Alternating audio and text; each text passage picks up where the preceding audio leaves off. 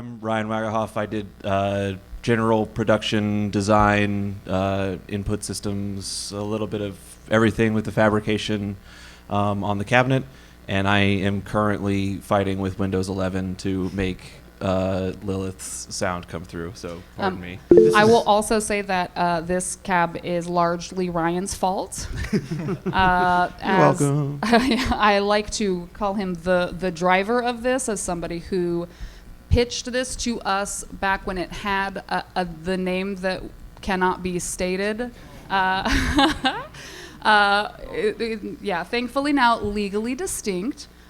We all thought it was an incredible idea, but we're like, well, we can't touch this. And so not too long after, we got fantastic news, and he pitched it again, and then here we are, But we also have Matt. Hello, I'm Matt. I led the design for the kind of overall aesthetic and build for the project.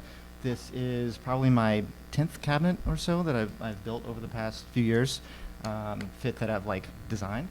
A lot of different pieces to figure out for this that came together through a lot of different people. So excited to talk to you guys about it. Hell yeah. Also, the complexity is largely his fault. Sorry. And we love it. It's great. Cool. I will also say that we have had so many people help us with this project, truly a number far beyond the folks that I would love to have maybe stand up and turn around and wave if you had a hand, like Nick, who helped with our computer. Also has a bunch of cabs down in our area that you should absolutely play, some of our favorites. We have Alex, who helped so much with the fabrication, put in so many hours, a few that went for sure into the morning. Incredible. We have Dustin, who helped a lot with our electronics and integrating the hardware. And then we have Bianca, who at the 11th hour helped us out absolutely clutch, along with Rachel White and our friend Hada, who was able to help consult with us on the upholstery. We also have Matt Olson, who is taking a photo of me but should wave, who did some work on the gauges and helped us a lot with the 3D printing. We also have, I think I mentioned Rachel White, who also did a ton of work on our finishes. Josh. Oh, yeah. Look, I was going to say Josh, who I wish was here because, my God, he put in so many hours on this. I mean, really everybody did, but So much sanding. So much rubbing so off. much. A lot of sanding, yeah. So much sanding, so many fumes. I couldn't be there for a good chunk of time because of that. But yeah, a lot of work went into this. A lot of work goes into the organization generally, which is a nonprofit that has, as mentioned, been around for about a decade and has had quite a path over the course of the past few years, and has had a rebrand. For those of you who may be familiar with Death by Audio Arcade, those are the roots of this organization, a part of the roots of MAGFest Indie Arcade itself, from these guys just carting cabs down and installing them, and then it grew from there. So a very wonderful history that has led us to this point. So yeah, do we have a? We just had her. And then she's gone. Well, gosh, Jason, I have do you- so many questions for her. Do you maybe want to try your computer? I know. sure can. I am going to be pretty lost about my words, but Want me to read off a question? I don't have an HDMI thing, though, is one part of it. So I don't know if that's going to... Do you have the audio jack? Yes. So that... Okay. All right. Bear with me, folks. Does anybody want to just... Here, I'll just pass it to you. Just as a general Do thing, this. does anyone in the room kind of not know the background of Nightmare Kart and what it is, where it comes from? So, not too many people. It is a kart racer based on, let's say, a game very similar to Bloodborne. And a certain large Japanese electronics company had some issues with that. But it's basically, it grew out of a meme. Lilith would probably tell this story better than I can, but it grew out of an internet meme of making a kart racer out of Bloodborne. Lilith kind of took that and ran with it to a sort of astonishing degree. And it is basically a kind of parody game that mimics the aesthetics of Bloodborne and turns it all into a kart racer. And it does a kind of startlingly good job of it. It commits to the bits, and it is also just genuinely a very good video game, which it has there's no reason it should be. There's no reason it should work, but it totally does. I think the main reason that we wanted to work with Lilith in the first place is we at Arcade Commons we build arcade cabinets, but our real process is as an educational nonprofit. So what we are interested in is democratizing the tools needed to develop and create in-person independent game experiences and sort of keep the arcade spirit alive, but democratize that out into ways that it's accessible for people of all budgets, all team sizes, specifically local. And something that really intrigued us about Lilith is you may or may not have seen that she does most of her work on stream, and her process is generally to take you through adding a feature, really showing you how the sausage is made through all of that process to see her highs and lows, her difficulties, her different developmental struggles, and just sort of show you that process. And that's something that really resonated with us, because we felt that we were kind of kindred spirits in that way, where we wanted to really open that process up to everyone else as well. So we were happy to to work alongside someone who would, who was that open about her development process, because that's not an easy thing to do when you're creating, to just sort of let everybody in on that and see all of those aspects of it. And we also recorded a lot of our process too, just in the studio. And oh, there she is. Oh my God! Can you hear us? Oh my God! There she is. We have Lilith. Oh, we have Lilith. Oh. Hi. Hey. Oh, we're Hello. So. Yeah, sorry, I wasn't listening. I was a little busy. I would love to know, Lilith, if you don't mind, maybe if you have a few words about sort of the process of how Nightmare Kart came to be on your end ahead of us ever having a conversation. We would love to get like a little lowdown on that for the folks who would love to hear it from you. Oh, yeah, sure. You just mean like the overall like initial idea and stuff? Hell yeah, that sounds great. I'd love to hear it. Yeah, well, so first came Bloodborne PSX, which was a demake I did because I saw other demakes online back in 2017, and that inspired me to make my own with Bloodborne. And it was great because when the project was finished, I had all these Bloodborne assets hanging out on my computer, and the Bloodborne Kart was like a very well-known meme within the community at that point. So I was like, it'd be really funny if I did a little April Fool's joke, and that ended up getting more traffic than anything I've ever created. So that was when I was like, okay, well, I need to make this real. And then Sony was like, no, you're not. So, so then I had to do the rebranding, and that's what gave birth to Nightmare Kart. Hell yeah, thank you. This may be crazy. I want to flip you around so that you could actually see the crowd enjoy your Oh my your God, lovely let me words. see. Yeah. Hello, everyone. All right, everybody. I'm happy I could make it to some degree. Oh my God. Hey gang, why don't we get a hope you feel better Lilith in the chat? Yeah. Thank you. Yeah, Swift Recovery, get well soon. We're so glad to have you in here. Thank I'm you happy so I much. could make it Yay. to some degree. Hell yeah. So I would love to hear a little bit from Ryan about why. Why? The age-old question, eh? Yes. So I already talked a little bit about how I felt like this project and Lilith's process and our org's mission is kind of kindred spirits. I like probably many of you did. I discovered Lilith's work via the Bloodborne demake.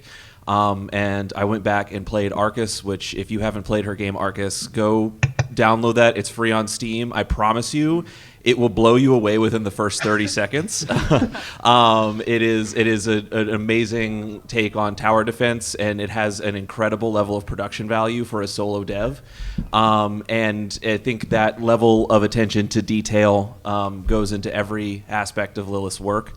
And I was honestly just a huge fan, and getting to work with Arcade Commons, there was a part of me that was just like, not only is this game good, but she's local, and maybe we can make a good pitch, and what if, so it was definitely a combination of, I think this is, our strategies align, and also just like, what would be really friggin' cool is making a Nightmare Kart arcade cabinet. So I convinced all of these people and some more people who are not on stage right now to do that, because you all are, I guess, as crazy as I am. Can you give us a little bit of insight into the timeline of this? Yeah, so I think originally we, over at Arcade Commons, if you visit our area in the Indie Arcade, we have something that was sort of started by Dustin and Chris and some of the like old heads during the COVID years was. I meant more the cabin stuff, like the pitch and like the. Oh no, okay, just making sure. Sorry. No, don't worry. Okay, we're taking the scenic route, but we're going to get there. Well, so we have what is called what used to be called the lo-fi section, which was sort of built as a holdover from back to the COVID years of MAG, when we weren't able to bring as many cabs. That has since become sort of a community showcase. And back last year, I actually wanted to bring Nightmare Kart as part of our community showcase. But the timing just didn't quite align. Lilith had her own plans for launching the game, and so we just couldn't work that out. But around May of this year, we finally got our own studio in Brooklyn, and all 350 square feet of it.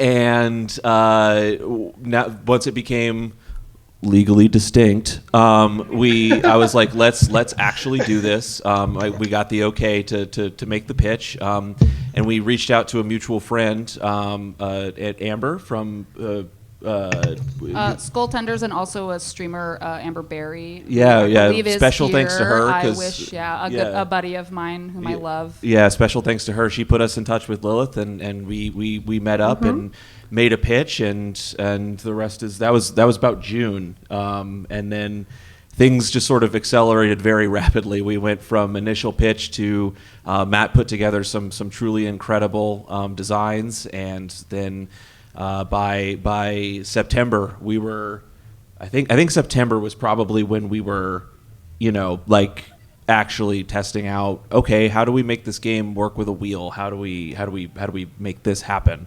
And then within the next couple of months, there it is. And, I will say that as of a few days ago, it looked very different.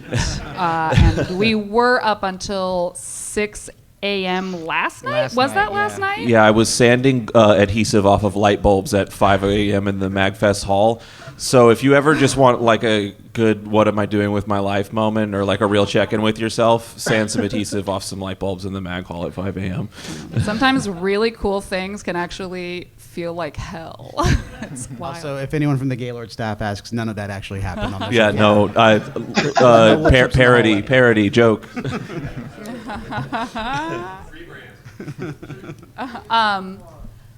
Lilith, I actually have been wondering what was that initial meeting where we were all a little bit manic and throwing a million ideas at you. I kind of wanted to hear from you, put you on the spot in front of everybody. How was that meeting for you?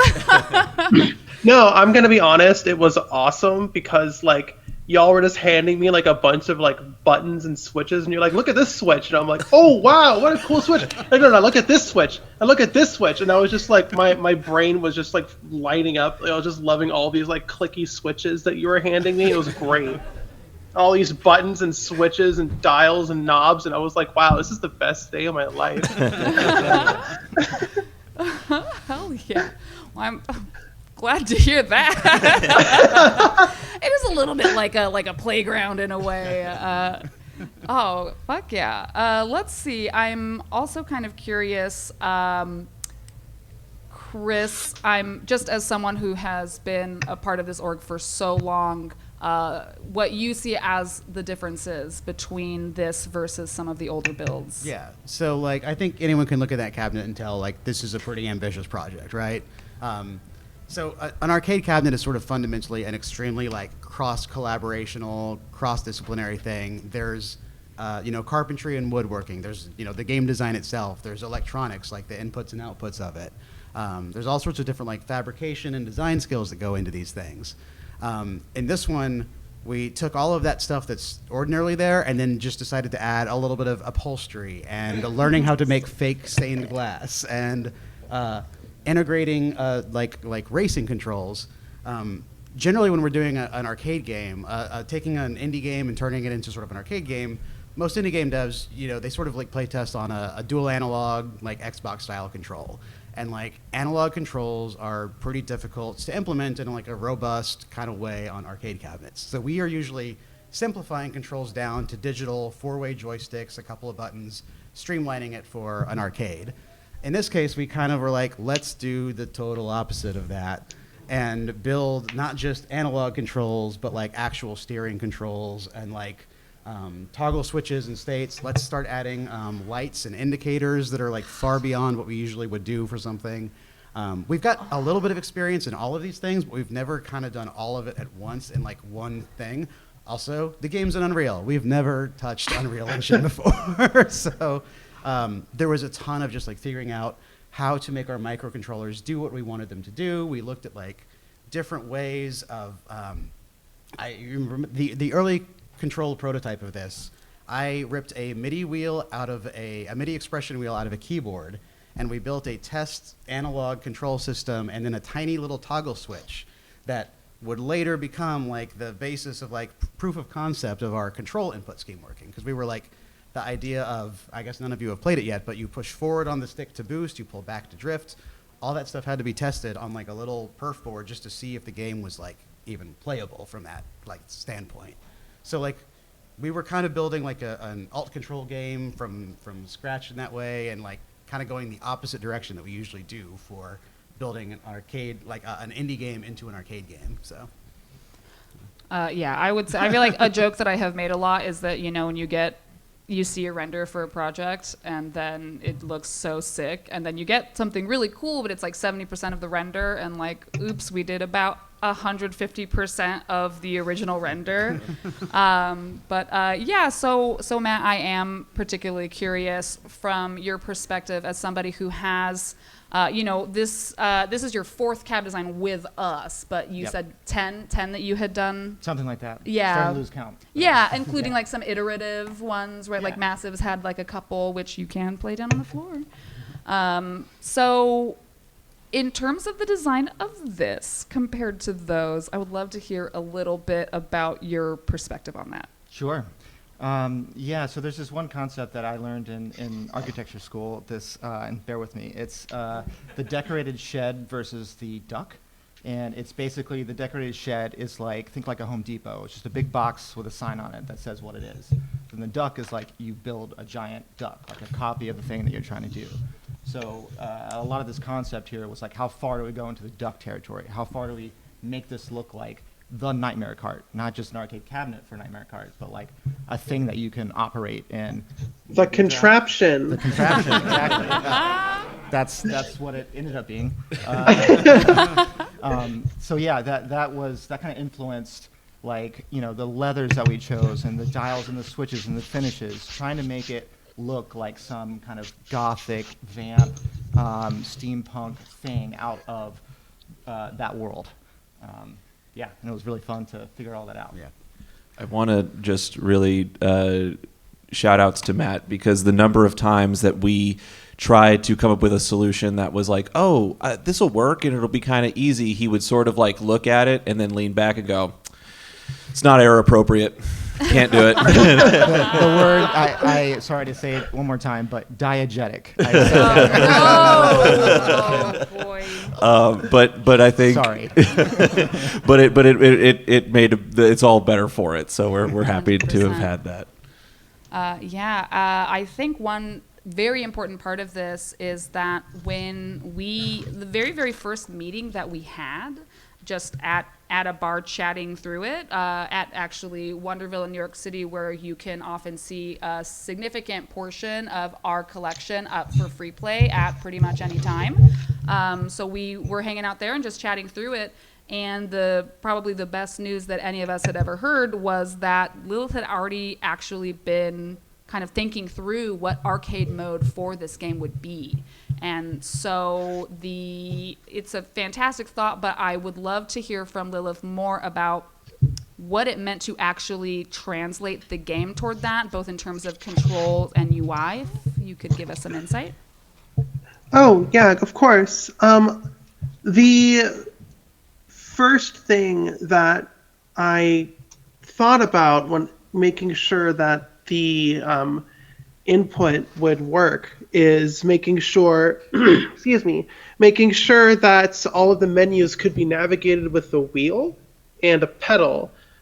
So for you who have played Nightmare Kart, you might have been curious as to why the character select screen is a horizontal selection instead of a grid, and that was because I wanted to be able to have people select the racers with just a wheel, so you could turn left and right. That was kind of the first thing that came to mind. And another one was another difficult challenge was trying to streamline the amount of menuing that you went through when setting up a race in Nightmare Kart. There's a lot of settings you can tweak. You can set how many racers there are, what each AI racer is, the difficulty, the track, like what power-ups you can and can't have in the rotation. And what I did was basically remove all of that, make a very simplified version that only required like 2 menus to jump through really quickly. And another thing that was really fun was the idling out and having a timer to just get people through the menus as fast as possible. I've never really done anything like that before. Having to account for people just starting a game and then walking away. That was really an interesting thing to consider. And of course, the most fun aspect of it was extending the attract mode. So if you hang out on the menu for too long, it'll start doing fun stuff to try and get your attention. The original game already had an attract mode in anticipation of an arcade mode, which was just having an AI race with the main menu in front of the camera. But I extended that and added a bunch more for the arcade cabinet, which was showing all the fastest times and stuff like that. That was really fun. I had a lot of fun doing the leaderboard and stuff. Hell yeah. The game is so much better for it, and it really is a fantastic testament to how much of a pleasure it was to work on this alongside you and have you in the shop with us regularly, especially toward that last sprint, to test the controls and everything. And a pretty key piece of context that I do want to express in this is, as mentioned, the 350 square feet of workshop that we have is the original square feet. I do believe our tour actually showed that the proper square footage was a little lower than 350. It also has an L shape of lofts on 2 sides of it, which do cut another 4 feet out of it because you're not really going to be under those lofts. And there is a vertical CNC that does stick out to some, like about another foot past that. So all told, I believe we calculated it to about 12 by 6 of usable space. We fit at most, sounds like 9 people actively working on things in that space. It's fucked up, you guys. Like, for real. Yeah. And It's what, legit. You really shouldn't be in a wood shop do- with sharp tools and 9 people on top of each other. It's like bad. Fumes and It's sawdust bad. and everything else. yeah, Yes. but we love it. There's no windows also. That's great. There's huh? no- I gotta say, it was a very surreal experience. Programming a video game on the cab itself. I've never had to do that before. With a saw behind you. With a saw With a behind saw you. behind me and in front of me. There were so right, many yeah. saws. Yeah, and then 4 people trying to move around you at any given time. It is pretty nuts that this worked out, and the only reason that it did is because an astounding thing that I have cried about multiple times over the course of this is literally just how cohesive this team is. You cannot do something like this in that, under the constraints that we have, where we are all volunteering. In many cases, how many hours a week? Where did we max toward the end? What do you think? I mean, it cut into, we won't 70, tell 80, anybody's 80? bosses, but thank God some of these people are remote workers, because there was Sorry, absolutely. my job. Yeah. Stealing time from your job is cool, and you should do it. Exactly. We love it. Hell yeah. Yeah, and to do it, to put this many hours in on something, an intense labor of love like this, it's something that gives us a lot of meaning, but also to get. I feel so fortunate that I got to spend this intensive amount of time with these people specifically, because I'm not going to cry this time here, but it is something that I feel grateful for, and I feel like very proud of all of the work that everybody did and the people who are not in this room right now. Thank you. Thank you guys. Thank you. Thank all of you. Yeah, I just want to say that it's been this project has been the highlight of my life. I've never made anything like this before. I'm totally sincere. I have never been able to to work alongside someone like Lilith, who is she is a magician. I feel like I get to work alongside a group of magicians who make the impossible happen constantly. Matt and Chris and Alex there in the front, and like you all, and Josh, like you guys are all. I don't understand how you do the things that you do and the things that you have taught me. It has been truly.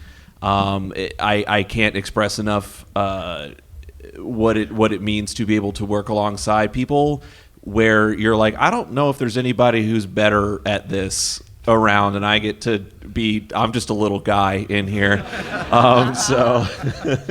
I mean, we all did learn so much over the course of this, so I am kind of curious. What all is there anything from this that you guys feel like you have specifically picked up or learned through the process of this? Yeah, I mean, one big thing for me at least is 3D printing. Like, I've done some of that before in terms of like individual objects, but making something in multiple components that has to be finished and then move and fit together with wood and metal and other things, that was really tough to figure out. And I think we have like 27, 28 individual 3D printed parts on the cabinet. And hopefully you can't really tell most of that. Like a lot of it looks like either brass or iron, things like that. So that was a huge learning experience for me, and I'm totally gonna do a lot of that on future cabs too now. Hell yeah. I definitely think that there's a level of aside from like how do you make acrylic look like stained glass? Like that's not really applicable in most places. But like the project management aspect of this, or like so we all come from different creative backgrounds. Like I work in an ad agency. Matt is also at an agency, but also has an architecture background. Josh has worked on like film sets and studio production kind of stuff. We have people who have done theater for like the upholstery and fabrics and everything. And so like everybody's different industries have sort of different practices and approaches to problem solving and creative collaboration. And especially in a context where no one's getting paid and everyone's doing this on your spare time, like learning to manage the spare time, learning to manage like different ideas, and I think it should be done this way, I think it should be done that way, kind of learning to align behind a vision, and everybody kind of like put egos aside when it needs to happen, like make your case, want to make the thing that you feel is the right way, and then like the arguments aren't about personal stuff, it's about like, okay, back to the vision board, back to the original sketches, and let's original concept art, and like what's gonna make this align to that vision. This talk about like what is diegetic, what would an actual Victorian spooky racing car look like? Because those fully existed. So yeah, I think that level of collaboration is one of the things, and especially in a tight space, a tight timeline. You kind of learn a lot about how to work together with people in a very different than normal context. So. Chris For taught me, me it how to was drywall. it was the serial communicator, or whatever that thing was called. That was so cool. It was so fucking cool to getting all the lights to connect and through Unreal Engine and get everything to light up. That was getting all the dials to work. That was awesome. I had so much fun with that. Yeah, having things be responsive to the in-game circumstances. I mean, what I will say about what I love about Arcade Commons in particular, the social gaming aspect of it, hardware is sick. I don't know anything about it. I'm the least technical person on this team. It's fine. I'm a people person and I'm a project manager. Cool. It's so cool. Ryan, I feel like you probably learned, like, you just dipped your hands in the most different things. Yeah, I would say that my background is in like IT system admin-y kind of stuff, which is generally useful. Yeah. Hell yeah. Yeah. Can I program? No. Yeah. Thank you for your service. So I am not a very handy person. I'm not a very crafty person. So most of me during this project was me, Matt asking if I could do something, and then me doing a little bit of that thing, and then turning around and be like, "Did I fuck it up?" I learned too much to recount here. We'd be here all day. Sure. Like I said, I kind of a joke, but like Chris did teach me how to drywall appropriately, which is weirdly a skill that applies to making arcade cabinets. And if you live in a New York apartment, you're gonna need to know how to Yeah. So yeah, I mean, I think, I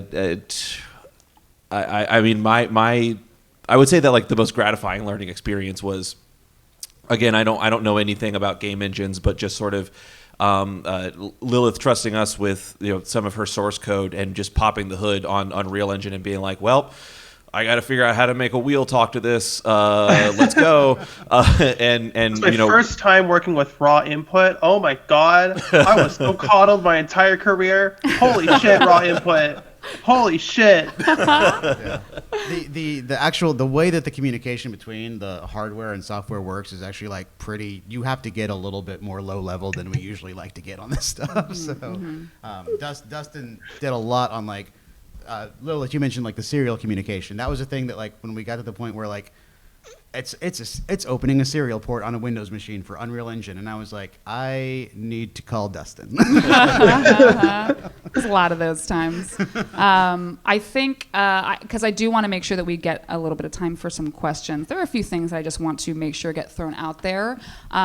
Just a little bit of housekeeping, I guess you could say. I'm very happy, I think, I don't know if this is the first time it has been said publicly, but this is player one.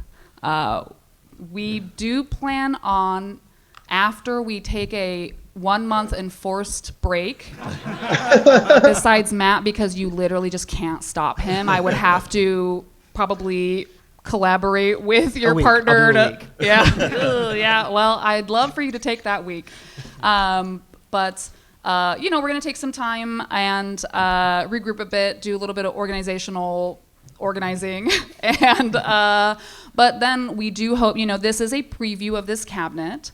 This is the first time that it got played was earlier today by the lovely Joker, who we're very proud of them, very honored that they are the ones who got to actually showcase this to the public and be the first person not involved in this to get to play it. So the stress testing is going to begin, and then we're going to see what we have to fix. Only one part broke. Only one part broke. We love to see it. And from there, we are planning on launching this cabinet officially in Brooklyn. You can check our socials for that. We're going to post about it nonstop when we do. And at that point, we are going to be starting a Kickstarter for the Player 2 cabinet to make sure that it can be as awesome as this one is. And if that Kickstarter goes well enough, we may be able to get some seated cabinets going. I think that's the goal. I don't know if you can tell, but we're an ambitious crew. But the beautiful thing about it is that these motherfuckers deliver. It's crazy. It's crazy.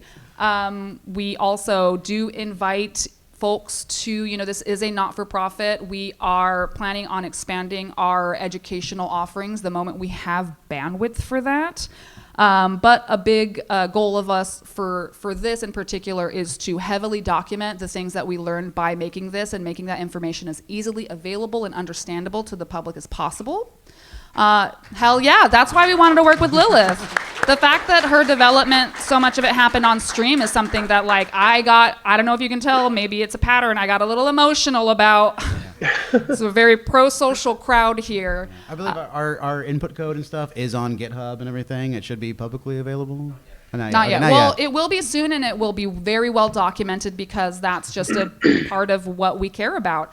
And so, these are things that we want to be for public benefit, for public knowledge and edification, and that's why these are all free play games as well.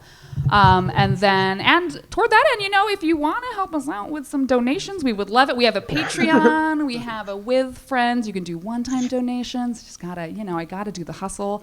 You can buy a T-shirt. You can buy a T-shirt if we are out of your size. There is the shop website. We are immediately, as soon as we get home, going to be putting in an order for way more shirts, and we've already gotten a lot of orders. So, pad that out. Get yourself a lovely shirt. I think, Matt, yeah, there we go. It's beautiful.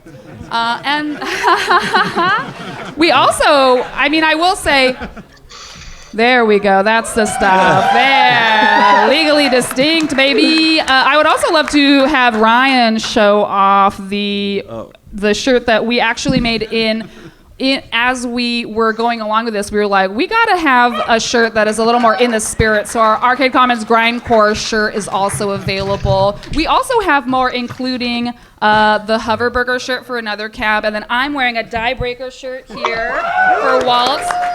You can play those games. There are other shirts available. Please come on down. And I think those are the main. I would also say, please continue to support Lilith's development on Nightmare Kart. She is doing an entire DLC that's, as we believe, around the size of the main game. Again, all for free.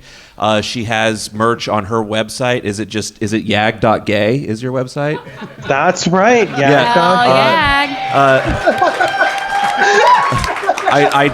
I don't know if you still have any in stock, but I believe she has some MAGFest exclusive stickers that are available for now. So go get a MAGFest sticker, go get some Bunlith merch, subscribe to her Patreon, support independent developers. Hell yes.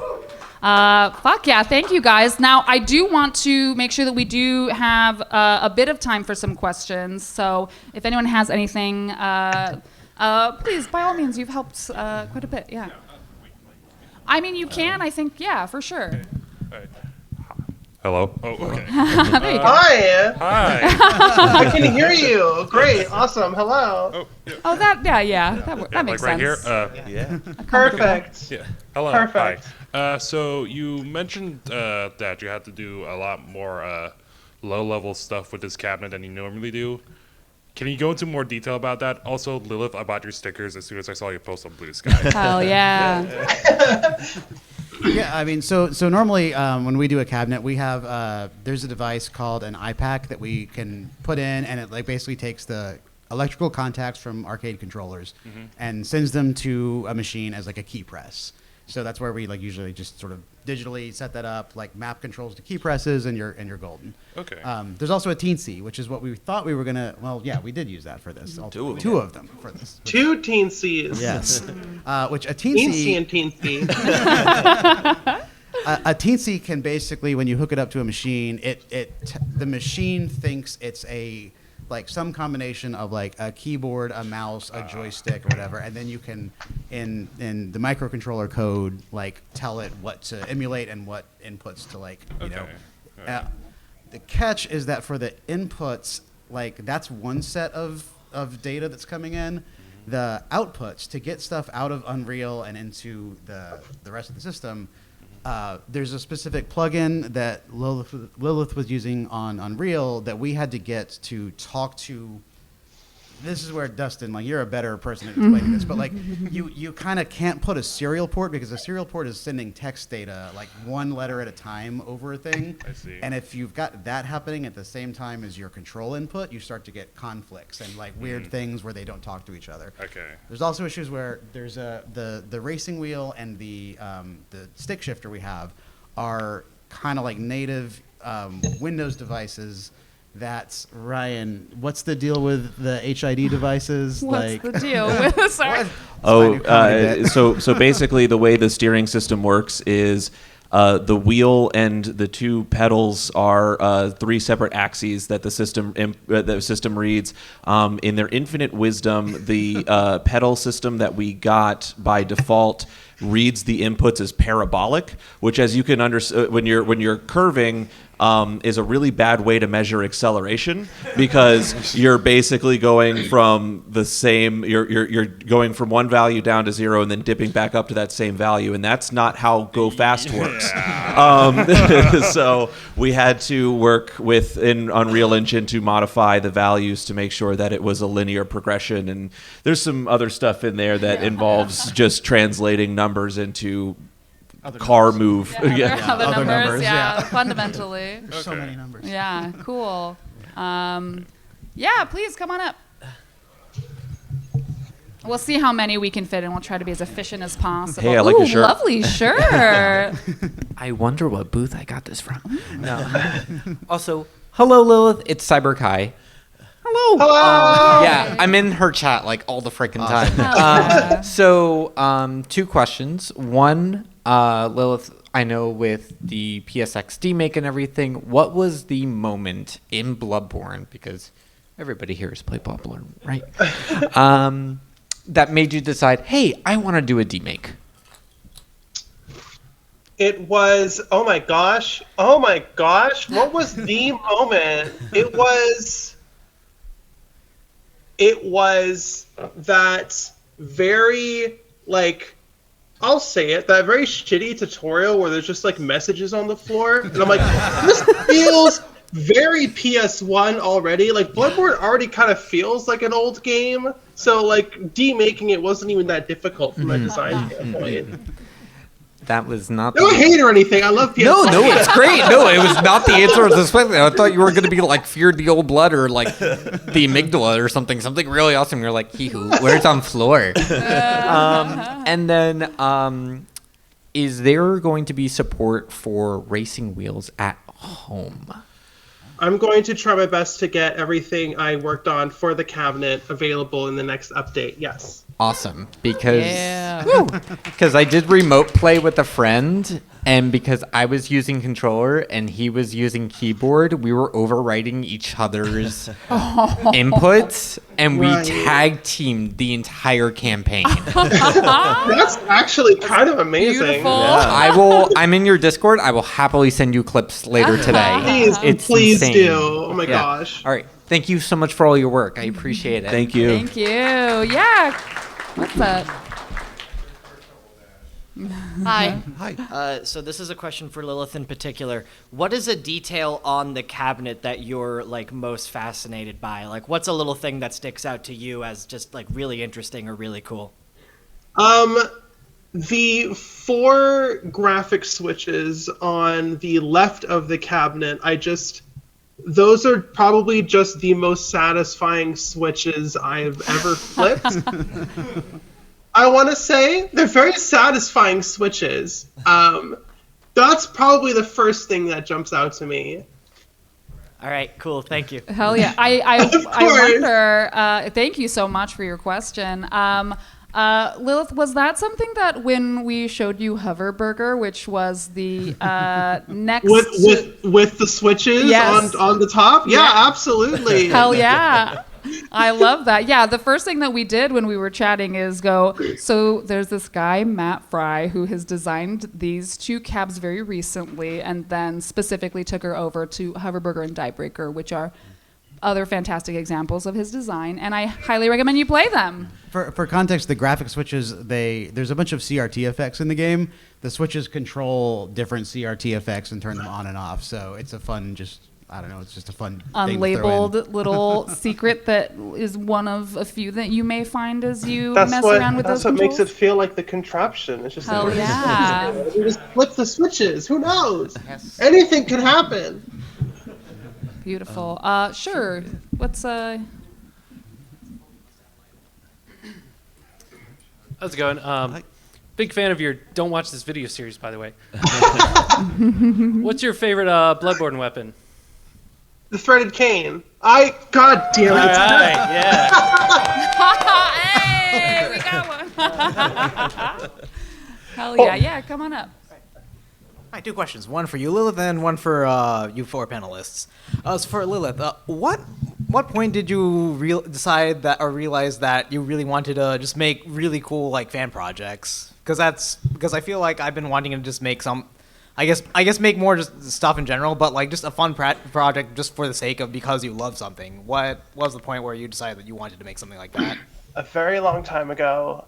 It was probably when I played Ocarina of Time for the first time, and that game, The Legend of Zelda Ocarina of Time, on the N64, and that was the game that really got me into the concept of 3D. So when I eventually, years later, got into, downloaded Blender, like 1 point something, oh my god, and the first thing I did was just make Zelda stuff because that was what I had in my head, and I guess I just never really grew out of that until Sony forced me to. But Oh, yeah. Nice.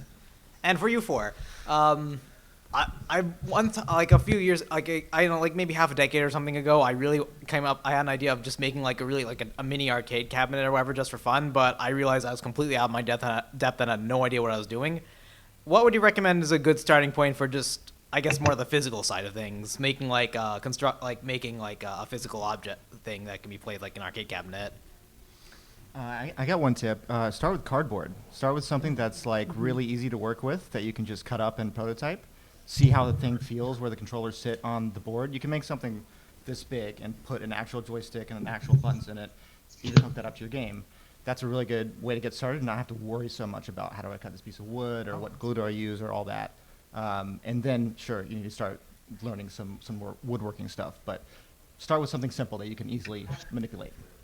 Oh, Adafruit is I can't expound on that, but I can guess that. So you can buy all sorts of switches and electronics and lights and stuff. It's good stuff to play. We also, I don't know that we necessarily want to promote companies, but Ultimark is where we buy a lot of joysticks and stuff. You can buy arcade buttons anywhere on there's tons of sites where you can buy them.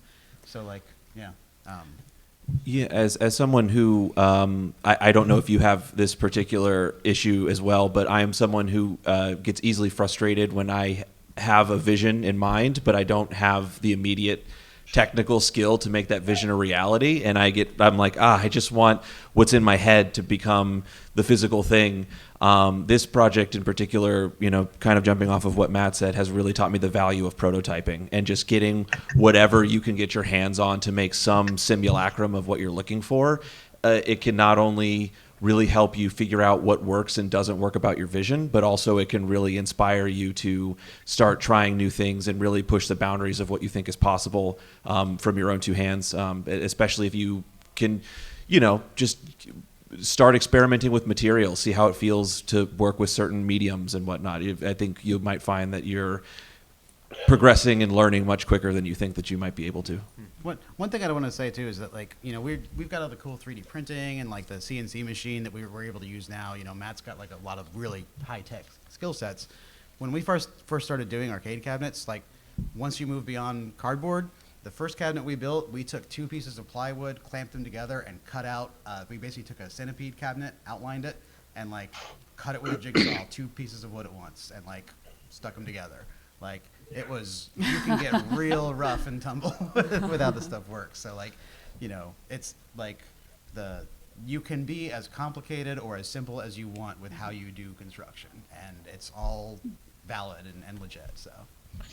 I like all that. Thank you so much for the answers. Yeah, for sure. I think we have time for maybe one more. Yeah, I think so. Yeah. Mine's really quick. Yeah, for sure. I know you said most of your games are like on free play and everything. Is there an option for coin op? No. Okay. No, I didn't know. We haven't built it. Yeah, if you want to order it, buddy, we can do. It's funny, that's been a significant portion of debate, that the coin is part of the arcade experience, but we also don't want to make people pay for them. But so we've honestly thought about just having like, here's a little thing of coins that you can put in to make. Hey, there we go. Sure, yeah, it can be our final question here. All right. This might be a bit of a premature kind of question, but just kind of for all 5 of you.